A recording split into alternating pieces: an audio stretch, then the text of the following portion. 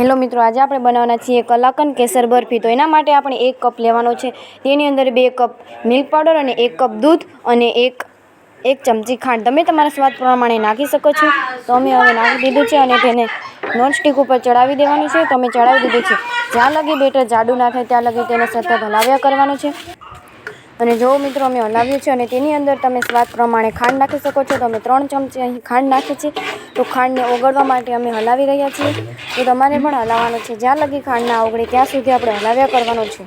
જો તમે ખાંડ નહીં ઓગાળો તો જ્યારે બરફી તૈયાર થશે ત્યારે ખાંડ તમારા મોઢામાં આવશે તો તેનો સ્વાદ આખો બગડી જશે। એના માટે ખાંડને ઓગાળવી ખૂબ જ અગત્યની છે। જ્યાં સુધી ખાંડ ઓગળે ત્યાં સુધી તમે બધા લાઇક અને સબસ્ક્રાઈબ જરૂર કરી દેજો।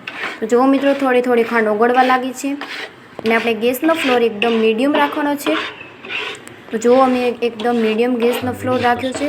તો તમે જોઈ શકો છો કે થોડી ખાંડ ઓગળવા લાગી છે। અને જુઓ હવે તમને થોડી જ ખાંડ દેખાતી હશે અને બેટર પણ થોડું ગળ્યું બની ગયું હશે અને થોડું જાડું બનવા લાગ્યું હશે।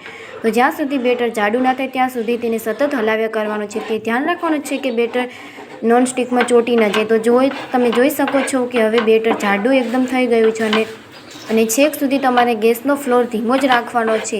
અને પછી આપણે તેને એક વાસણમાં કાઢી લેવાનું છે અને તે ના ચોટે ચોટીને તે માટે ઘી લગાડવાનું। હવે આપણું બેટર બનીને તૈયાર થઈ ગયું છે। તમે જોઈ શકો છો કે કેવી મસ્ત બરફી બની છે। Like and subscribe.